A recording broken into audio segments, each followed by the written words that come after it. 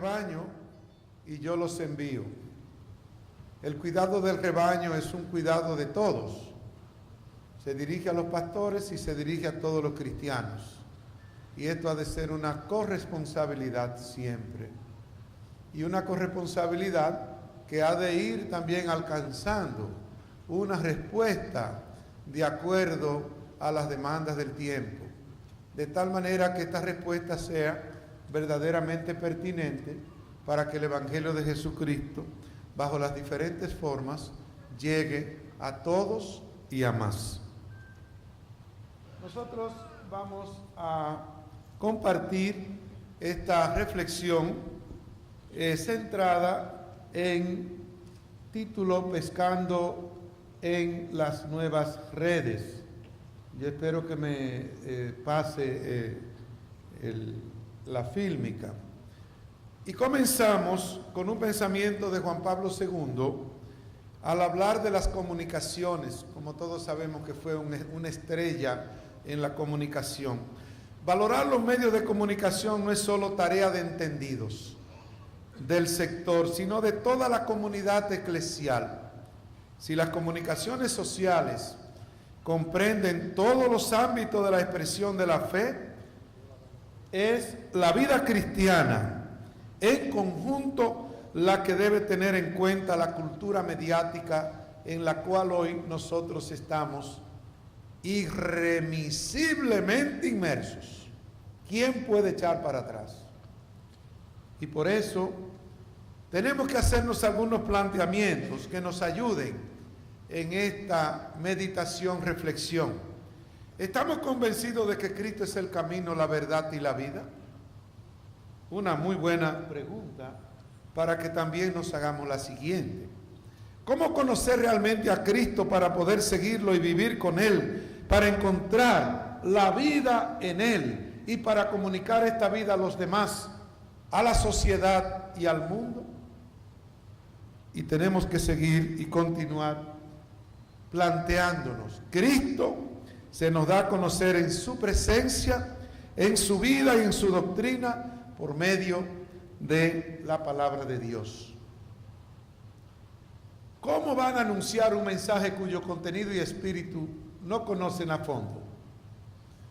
Hemos hecho un compromiso misionero a partir, sobre todo en América Latina, de Aparecida, de que la lectura y la meditación de la palabra de Dios se convierta para nosotros en un alimento con el cual podamos producir experiencias de fe, de tal manera que las palabras de Jesús se conviertan para cada cristiano verdaderamente en un espíritu y en una vida.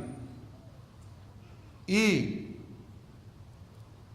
esto es la gran pregunta. Si conocemos a profundidad la palabra de Dios, entonces nosotros tenemos que tener un método y unos medios para hacer llegar esa palabra de Dios. No hay que limitarse solo a las homilías o a las conferencias o a los cursos bíblicos o a la teología, sino que se ha de recurrir también a los medios de comunicación, llámese prensa, radio, televisión, sitios de internet, foros, redes y tantos otros sistemas para comunicar eficazmente el mensaje de Cristo a un gran número de personas. Esto ya lo dijo Benedicto XVI. Y aquí tenemos la expresión del Señor: yo he venido para que tengan vida y la tengan no mediocremente, en abundancia. Con esta vida se desarrolla también en plenitud la existencia humana en su dimensión personal, en su dimensión familiar, en su dimensión social y, por supuesto, en su dimensión cultural. Y esto, dado que en algunos momentos sí, ahora sí, Jesús invita a todos a participar de su misión, y por eso podríamos decir que nadie se quede de brazos cruzados, y menos si nos hemos encontrado con Cristo, porque ya eso se constituye en un poder moral y espiritual en la conciencia del cristiano, que sabe que tiene que ser misionero y animador de Jesucristo, y lo ha de hacer con creatividad y con la posibilidad de que la audiencia cada día más sea amplia para que este anuncio sea acogido por cada día y cada vez más personas. Evangelizar y ser misionero con las nuevas tecnologías y por medio de las redes sociales es hoy uno de los desafíos del auténtico discípulo de Jesucristo y de un auténtico cristiano que esté convencido naturalmente de su fe, de su misión, y que al mismo tiempo por esa fe y por su misión adquiera el coraje de nadar y pescar en las redes de los tiempos que nos está tocando vivir. La comunicación humana y sus lenguajes son fenómenos tan antiguos como la humanidad y tan recientes como el periódico de esta mañana.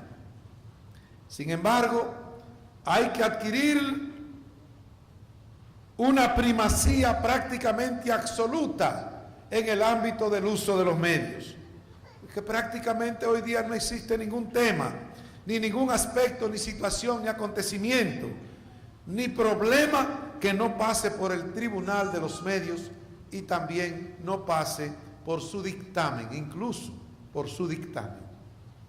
Hemos pasado de la comunicación por señales, con humo y con tambores, a la comunicación cibernética, digitalizada, satelital, globalizada. Y es que los creyentes hoy, al proclamar el Evangelio de Jesucristo, hemos de dar también nuestro testimonio de coherencia, suscitando en esos ámbitos de las comunicaciones y produciendo una intención que ha de significar dos cosas claves en el mundo de hoy y en el mundo católico. Hay que producir un cambio de mentalidad. La evangelización tiene que cambiar, tiene que tomar su posición de actualización y por lo tanto asumir el desafío de salir del acuario. Cuando hablo del acuario, estoy hablando de que muchas veces nosotros los católicos solo nos dedicamos a atender el grupito con el cual compartimos la vida diaria. Y el mar abierto de los tiburones no nos dedicamos en nada. Y por eso nos conformamos solo con el pequeño grupo del acuario y no damos el salto a los lugares donde están las profundidades y tal vez muchos peligros. Pero como decía el Papa en estos días, prefiero a aquellos que tengan problemas en las calles a aquellos que se queden dormidos nada más pensando en las intimidades de su propio espíritu. Eso lo dijo Francisco hace unos días. Ofreciendo cada uno con auténtica generosidad lo que tiene y construyendo servicios útiles para los demás y para todos los medios de la red y sobre todo para la iglesia, la familia y la sociedad. Los medios deben promover el respeto de todos y cada uno de los interlocutores sociales. Cada persona es digna de respeto por el solo hecho de existir y este respeto se evidencia en las palabras, en el tono, en el modo como nos referimos y dirigimos los unos a los otros. Por eso los que somos comunicadores también tenemos una gran responsabilidad, porque en ningún momento nosotros hemos de estar utilizando lenguajes y palabras que puedan ser hirientes o hacerle daño a ninguna persona. Vamos a ver el fenómeno religioso en la web, cómo se va manifestando.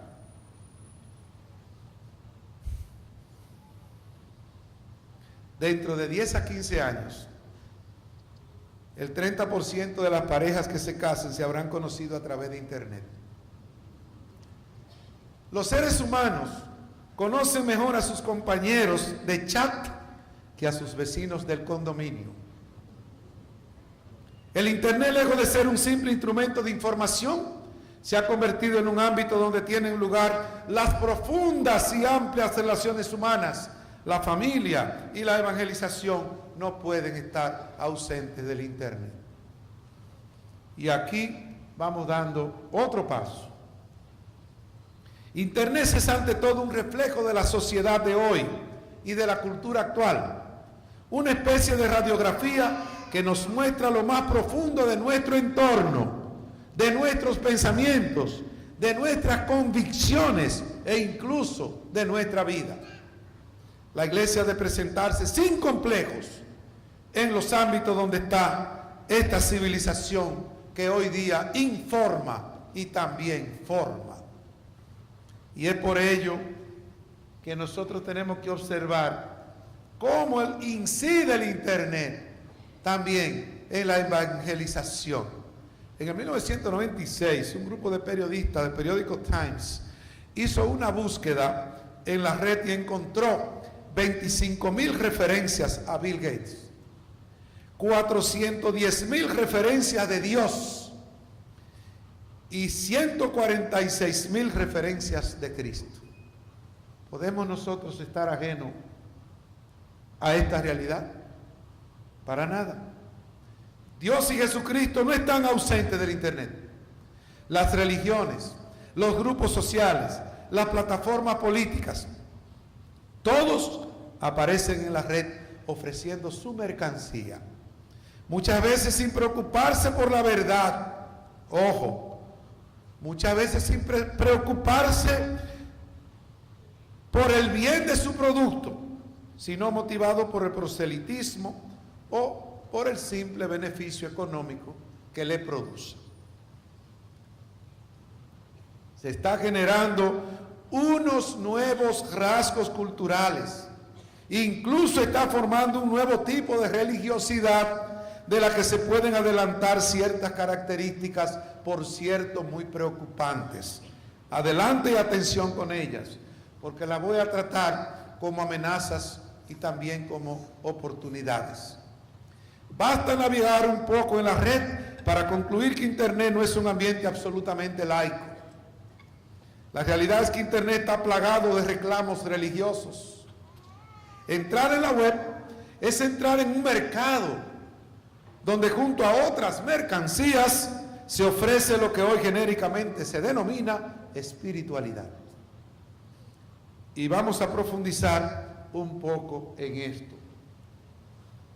Se sustenta en un acercamiento puramente psicológico, hoy muy en boga, para convertirse en un recurso casi terapéutico que solamente busca confortabilidad en el ser humano. Si yo me siento bien, lo demás no me importa.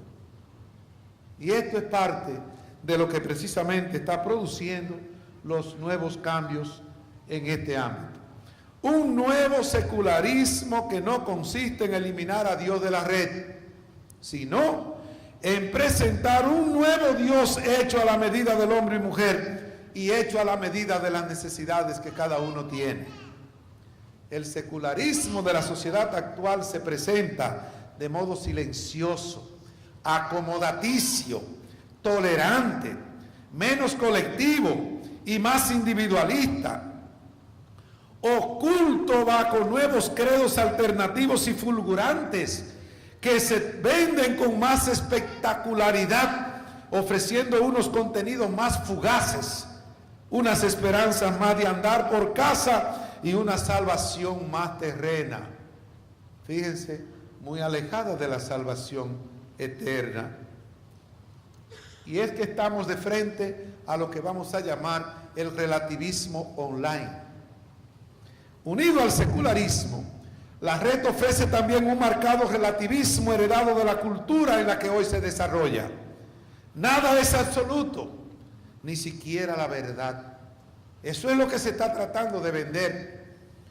El navegante encuentra múltiples propuestas de felicidad que se le ofrecen con argumentos muy atractivos, con múltiples promesas de una vida mejor, de superación personal, pero sin referencia a la verdad de sus contenidos.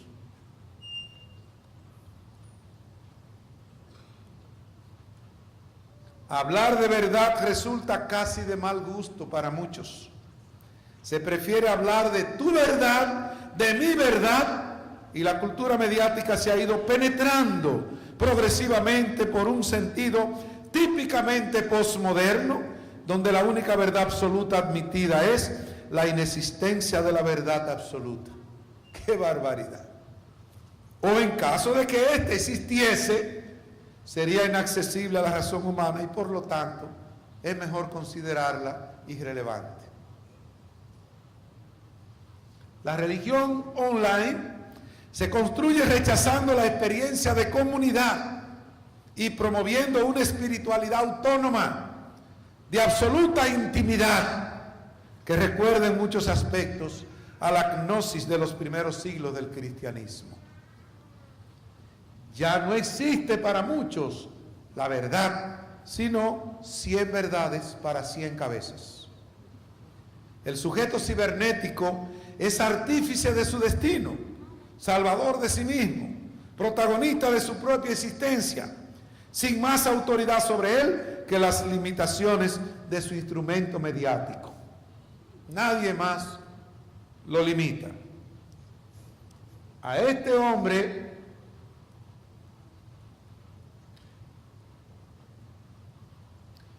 inundado de subjetividad, el mercado religioso online le propone una provocante producción de espiritualidad industrial. El navegante puede prepararse su propia dieta religiosa. Y claro, esto es un reflejo de nuestra cultura, donde la duda, la instalación existencial en la perplejidad, el rechazo de todo dogma, parecen ser las actitudes más racionales, respetuosas y tolerantes con las opiniones de los demás. Incluso muchos cristianos se plantean si es mejor ser cristiano o ser tolerante, como si ambas opciones fueran incompatibles. Es cierto que la fe cristiana implica la aceptación incondicional de verdades absolutas. Ciertamente, supone, y esta es la convicción que hace del cristiano el más tolerante, porque el cristiano no solo tolera al prójimo, sino que lo ama, y lo ama tal y como es, aunque luego pueda dialogar sobre la verdad o falsedad de sus ideas. Por eso tenemos que hablar de la tolerancia relativista, que hace al ser humano indiferente hacia los demás. Y eso en el mundo de Internet es muy fácil, porque el prójimo es el que está del otro lado del monitor, a miles de kilómetros de fibra óptica o de conexión vía satélite. No está a mi lado. Aquí decimos, con los que están lejos no se tiene nunca problema. Con los que están lejos se parece como los que viven en el cementerio. Siempre están en paz. Cuando se está cerca, que estamos en roce, entonces ahí sí sabemos. La fe cristiana compromete personalmente hasta el punto de estar dispuestos a dejarlo todo y a entregar, si fuese necesario, la propia vida. Compartimos esta conclusión. En efecto, precisamente hoy, en la era de la globalización, estamos asistiendo a un aumento de la desorientación, de la soledad. Vemos difundirse la pérdida del sentido de la vida, la incapacidad para tener una casa de referencia, la dificultad para trabar relaciones profundas con otras personas. Es importante por eso saber dialogar, entrando también, aunque no sin discernimiento, en los ambientes creados por las nuevas tecnologías, en las redes sociales, para hacer visible una presencia que escucha, una presencia que dialoga y una presencia que anima. No tengan miedo de ser presencia, llevando consigo su identidad cristiana cuando se hacen ciudadanos de estos ambientes. Una iglesia que acompañe en el camino sabe ponerse en camino con todos y con todas. El gran continente digital no es simplemente tecnología, sino que está formado por hombres y mujeres que llevan consigo lo que tienen dentro, sus experiencias, sus sufrimientos, sus anhelos, la búsqueda de la verdad, la búsqueda de la belleza, la búsqueda de la bondad. Es necesario saber indicar y llevar a Cristo, compartiendo estas alegrías y esperanzas, como María, que llevó a Cristo al corazón del hombre. Es necesario saber entrar en la niebla de la indiferencia sin perderse. Es necesario bajar también a la noche oscura sin verse dominados por la oscuridad y perderse. Es necesario escuchar las desilusiones sin caer en la amargura. Es necesario palpar la desintegración ajena sin dejarse disolver o descomponer en la propia identidad. Hermanos y hermanas, que nos quede siempre claro que creemos en un Dios apasionado por el hombre y la mujer, que quiere manifestarse mediante nuestros medios, aunque siempre son pobres, porque es Él quien obra, transforma y salva la vida del hombre. De modo que tenemos el desafío claro. Hay que pescar en las nuevas redes, siendo capaces de salir de nuestros acuarios y lanzarnos a las profundidades del mar con amor y con alegría. Dios le bendiga a todos.